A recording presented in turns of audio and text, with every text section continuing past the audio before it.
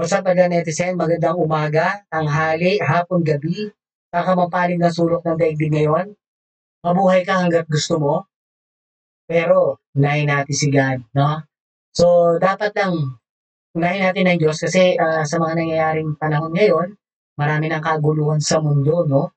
At mga swapang at ganid ang mga bansa ngayon, no?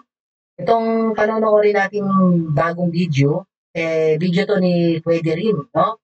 Isa sa mga gusto natin 'tong, researcher na vlogger 'no.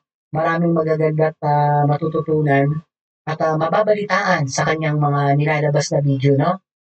Kung ikaw, ayaw mong manood ng may nagsasalitang ganito, ilalagay ko yung link niya sa baba para mapuntahan mo at, paki-subscribe na rin ang kanyang channel. At, kung ikaw naman po, bago sa ating channel, baka puwede pong makahingi kahit isang subscription lang, paki-like na din para i-share ni YouTube sa ibang mga tao ang mga ganitong klaseng balita para aware naman tayo, no?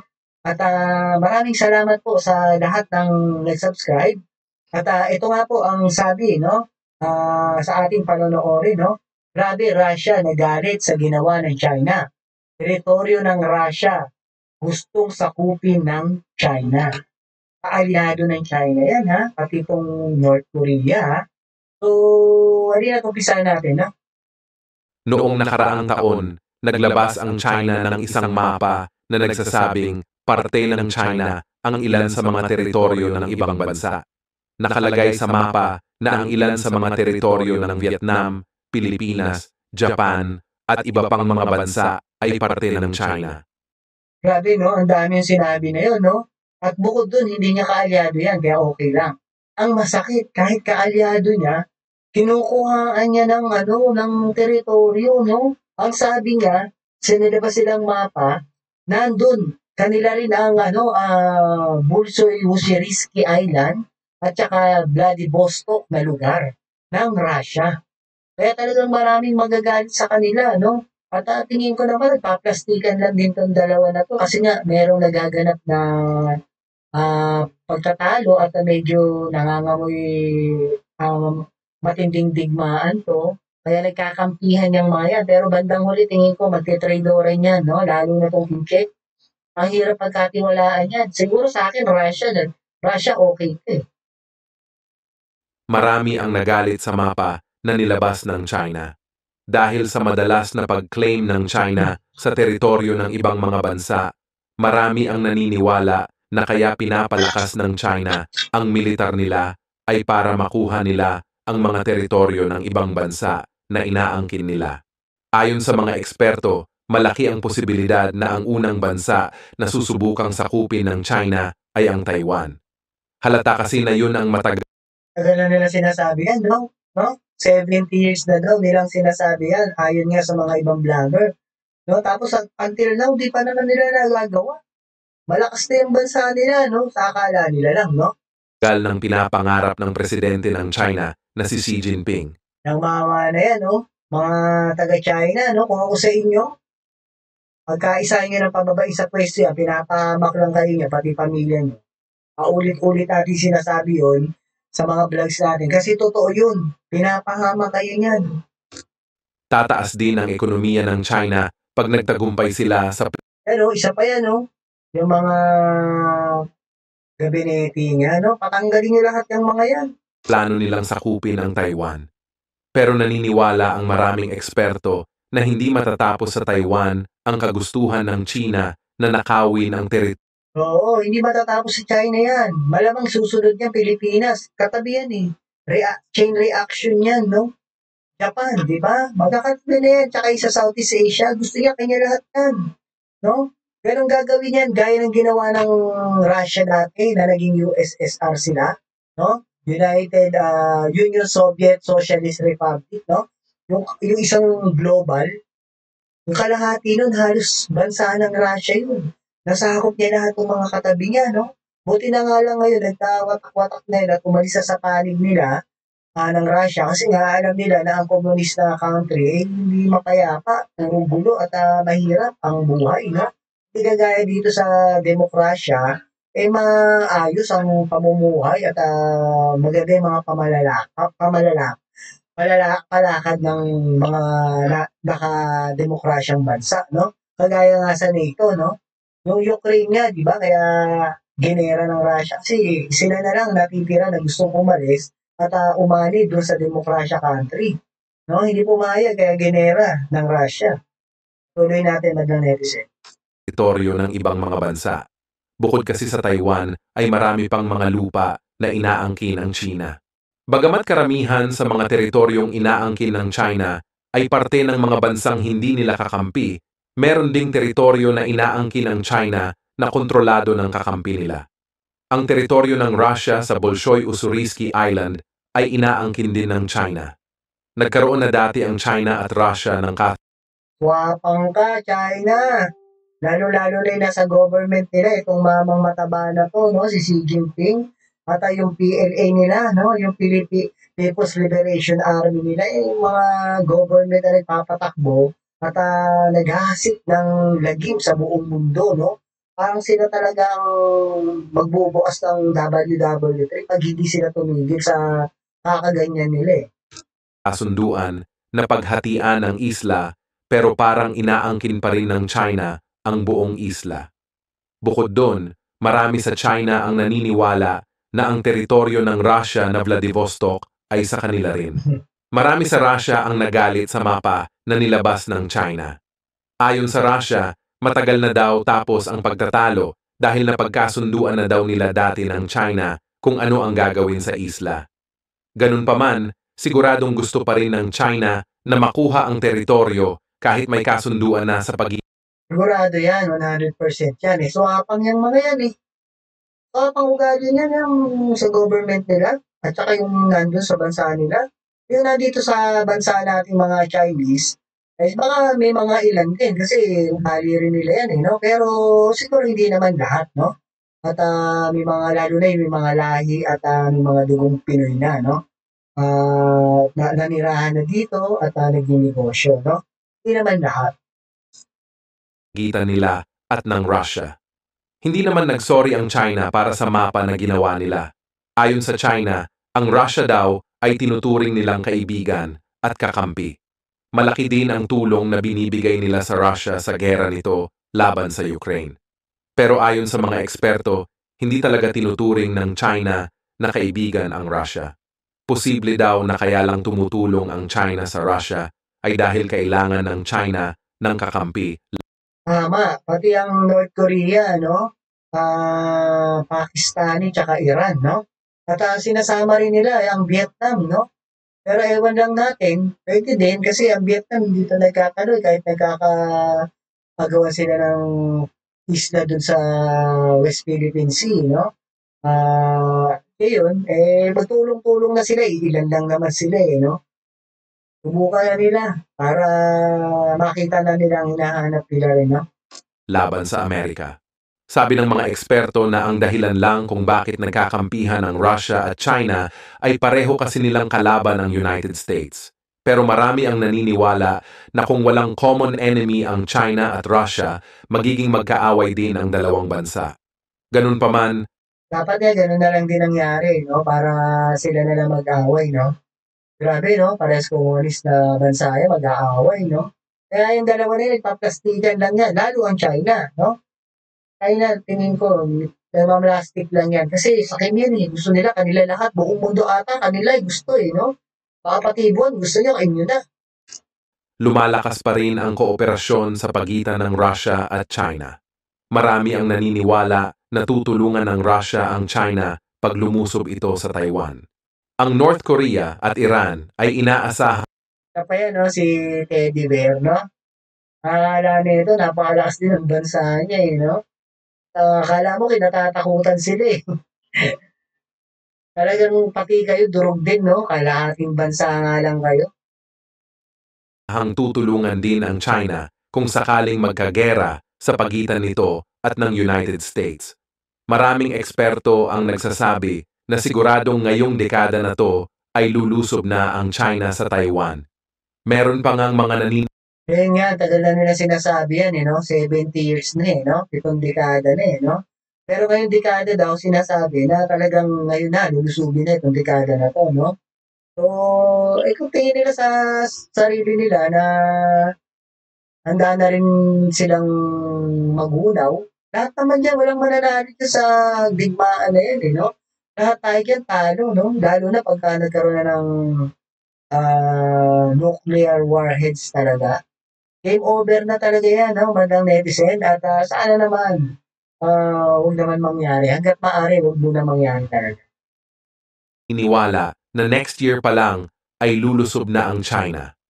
Ayon sa mga analyst, bumabagsak na ang ekonomiya ng China kaya posibleng nagmamadali na itong lusubin ang Taiwan. Kahit nga sa Pilipinas, gusto na nilang minahin yung langis natin, 'no?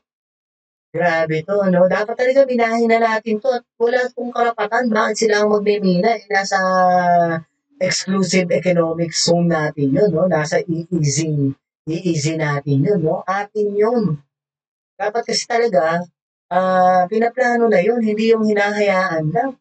Habang andiyan sana yung mga escort nating malalaking bansa 'no, escortan tayo, ganyan ginawa nung mga ibang bansa dito sa Southeast Asia, 'di ba, yung Malaysia, Thailand at Vietnam nga na sinasabi ko na totoo naman talaga na dinrill nila yung langis at pinagbawalan nito. Wala namang gerang nangyari, di ba? So, dapat gawin natin yun. Kasi tayo, nauubusan na rin tayo ng langis. Hintayin pa ba natin yun, no? Or hintayin pa ba natin unahan tayo niyan, di ba? Pag bumagsak kasi ang ekonomiya ng China, mahihirapan na silang palakasin ang militar nila. Kaya naman siguradong nagmamadali na silang lumusob habang hindi pa bumabagsak ang economy nila. Sabi rin ng mga eksperto na posibleng gusto rin ng China na lusubin ang Taiwan para mapataas ulit ang ekonomiya nila. Maraming dahilan ang China para sakupin ang Taiwan, kaya na Oo, kasi ang Taiwan, kahit maliit na bansa nila, kahit isla lang ng China talaga yan. At yung mga Taiwanese na yan, Chinese din yung mga yan. Nasa isla nga lumipat nung araw, no? Ah, malakas kasi yung bansang Taiwan, kahit maliit lang na isla sila, mayaman yung isla nila na yun. Kaya kung makukuha ng China talaga yun, lalakas pa rin ekonomiya nito kahit pa paano, no? At dapat huwag talaga mangyari yun dahil hindi to hihinto doon lang sa bansa na yun para manakop, no? In reaction na yan, buong Southeast Asia, sasakupin na nito. Kaya talagang alam ng Amerika yan at ng NATO, no? Ng mga European country. So, dapat talaga huwag mangyari yan kasi mahirap pag ito naghari sa buong mundo, no? Ako, ayoko. Iba ugali nitong mga to. Okay pa sa akin yung Amerika. Ano lang sila, equal lang sila, no? Transparent lang sila sa ibang mga bansa talaga. naman napakadelikado na talaga ng panahon ngayon. Pag nilusob ng China ang Taiwan, malaki ang posibilidad na magkaroon ng isang pandaigdigang gera. Sigurado kasing marami ang mahihila sa gera. Tapos hanggang ngayon ay rumaragasa pa rin ang digmaan sa pagitan ng Ukraine at Russia. Tapos sobrang gulo rin sa Middle East.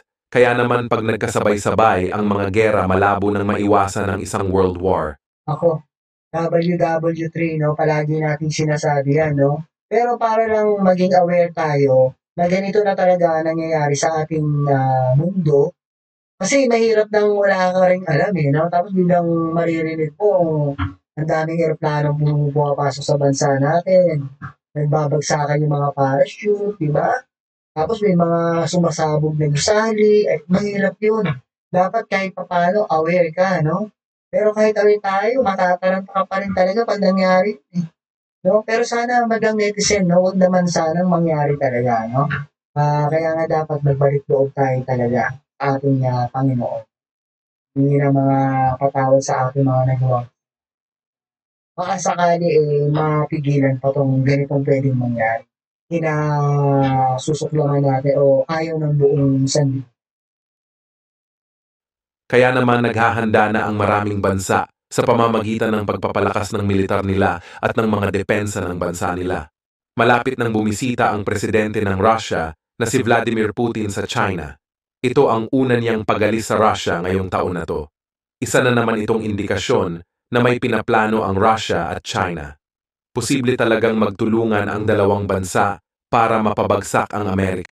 Oo nga, nung nakaraan na vlog natin, si Vladimir Putin, ang pumasyal, bumisita dun sa bansang North Korea, no? Humihingi rin kasi ito ng saklolo. Hindi niya matalo-talo yung Ukraine na maliit na bansa lang din, no? Nakatabi nila, na parang ganyan. China, katabi nila, Taiwan. Yan din mangyayari, hindi rin masasakop ng China yan. Hindi sila mananalo. Napakaraming nila makakalaban, tao talaga. Kada bansa, no? Ganun pa man, napakalabong matalo ng China at Russia ang United States kahit magkampihan pa sila. Ayon sa mga reports, bukod sa China, posibleng bumisita din si Putin sa North Korea at Vietnam. Kinumpirma ni Putin mismo na bibisita siya sa China ngayong buwan na to. Bagamat mayroon ding teritoryo ang Vietnam na gustong kuhain ng China, ang Vietnam ay maituturing pa rin na kakampi ng Russia. Tinuturing ang Vietnam na isa sa mga pinakamalapit na kakampi ng Russia. Ayon sa mga eksperto, gusto daw ipakita ni Putin sa mundo. Akala ng Vietnam hindi rin siya titrader rin ng mga yan, no? Titrader rin din siya mga yan kasi maliit na bansa lang siya, no? Hindi siya kikilalaning kaalyado talaga na mabigat niya. Kahit nung araw na tinalo nilang Amerika, no? Nataon lang yun. Pero magti-trader rin yung mga yan, magkakaalyado na yan. At di sila mananalo talaga. Sa NATO lang talaga, napakaraming bansa doon na solid, no? 32 countries na member yun, no? Doon pa lang, nagas na sila. Na mayroon pa siyang mga kakampi, kaya binibisita niya ang ibang mga bansa. Gusto daw ipakita ni Putin na nabigo ang mga Western countries sa pag-isolate sa Russia. Ganun pa man, dahil sa mga sanctions na pinataw ng Western countries, sobrang humina ang Russia. Kaya naman marami ang naniniwala na sobrang palpak ang desisyon ni Putin na lusubin ang Ukraine. Nagmamalaki agad no? Ang tingin sa mga bansang maliliit, akala mo kayang-kaya agad nila oh. Ina-expect kaya 2 days lang masasakop niya yung bansa na Ukraine, no? Pero ngayon, 2 years na, hindi pa tapos. At delikado pa sila, alanganin pa sila, no? And then, humihingi na nga siya na saklolo si China at sa North Korea. Siguro kung hindi tumutulong yung dalawang bansa na yon, baka sila pa nasakop ng Ukraine, no? Mabigat din kasi yung, magdanetisin ng kapit or nagsusupply ng suporta sa Ukraine, no? Yung bansang NATO, no? Sabi ko nga, 32 countries na mabibigat ang nandun. Eh, lahat na mag-donate ng mga kanilang mga sandatahan yun, no? Na marami yun. Pagka lahat yun nagbigay, di ba? Napanlaban dito. Kaya hindi kaya sakupin ng Russia yun. Baka sila pang masakop. Lalo kasing humina ang Russia at ang NATO naman ay lumakas. Kung hindi lang tinutulungan ng China ang Russia, matagal nang nag-collapse ang bansa. Ang China kasi ay tinutulungan ang Russia na ma-circumvent ang mga sanctions na pinataw dito ng mga Western countries. Ang North Korea ay nagpapadala rin ng sandamakmak na missiles sa Russia. Ganun pa man, siguradong may Mga palpak naman yung gamit niya mga yan, no? Ito si Teddy Bear, pagka nagte-test missile nga yan, sa bansa niya sumasabog, no? Yung Russia, may missile na pumasok sa Ukraine, tapos hindi daw pumutok. Napanood ko yun sa isang balita talaga, hindi sa nagbablog lang, balita. Grabe, no? Lalo lang China, malamang ganyan din. Meron nga silang pines na missile, hindi umandar, Paano? Yung rocket na gas, ay tubig pa lang laman, no? Napahiya pa yung presidente nilang si Xi Jinping dahil live sa madlang tao nila din pinakita yung ganun testing, no? Tapos di umanda. Pahiya yun. Palit ang pagtulong ng North Korea sa Russia. Ang teorya ng marami ay tutulungan ng Russia ang North Korea sa paggawa ng mga nuclear weapons bilang kapalit sa pagtulong sa kanila ng bansa. Ayon sa mga eksperto, posibleng ang Vietnam ay gusto ring magkaroon ng weapons deal sa pagitan nila at ng Russia tulad ng North Korea. Kaya naman napakadelikado na talaga ng panahon ngayon. Posible kasing hindi lang Russia, China, Iran at North Korea ang maging magkakakampi kung sakaling magkaroon ng World War III. Posibleng kumampi din sa kanila ang ilang mga bansa tulad ng Pakistan, Vietnam at Iraq. Mayroon pa ngang mga naniniwala na posibleng traidorin ng Turkey ang NATO at kumampi sa grupo ng China. Kumampi na sila lahat, kahit mag-20 pa sila. Ilan lang yan, no? Wala pa 10 yung mga yun, eh. Grabe itong mga pag-iisip nila. Subukan na nila para, ayun, makita na nila yung mga, makasawa na sila sa mga buhay nila, no? Ganun pa man, sobrang mas malakas pa rin ang Amerika at ang mga kaalyado nito, kaya napakalabo pa ring manalo ang China, Russia at iba pang mga kalaban. Dapat isipin nila yan. No? Wala naman talagang mananalo sa digmaan. At kung talaga kinakalaban nila ang Amerika, napakalakas niyan at mga kaalyado. Napakarami niyan eh, no? So, ang gagawin lang nila, hindi sila mananalo at gagawin lang nila yung papasabugin lang nila yung yung red button, no? Yung nuclear. Isa lang naman ang magpasabog doon. Lahat na ng bansa yan. May mga hawak na nuclear, pakakawalan din nila yan. So, ano na mangyayari sa atin? Walang mananalo dyan. Lahat tayo, talo. Kaya ngayon pa lang talaga dapat, magbalik loob na tayo sa Diyos. Talagang pagdasal natin to na huwag matuloy, no? Madlang netizen, no? At napakahirap nitong kung dadanasin pa natin ganito sa panahon ngayon. Sana wag na. Ng NATO. Tapos ang NATO ay nagpapalakas na din ng militar nila. Kaya naman pag hindi kagad lumusob ang China at ang mga kaalyado nito, siguradong mahihirapan sila dahil habang tumatagal ang panahon, mas lalong lumalakas ang NATO. Pag sumali pa sa NATO ang mas maraming mga bansa, sobrang mahihirapan talaga ang grupo ng China na kalabanin ng alyansa.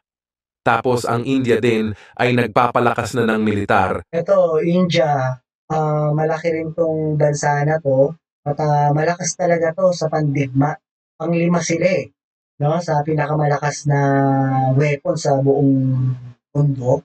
At galit yan kay Chekwa. Kasi nga, meron din silang alitan regarding dyan sa teritoryo, no? May kinukuha tong teritoryo. Itong Chinese naman, lahat kinuha, kanila lahat, no? Pero pagdating sa sakit, no, sa COVID-19, share-share. Grabe rin talaga ugali nito.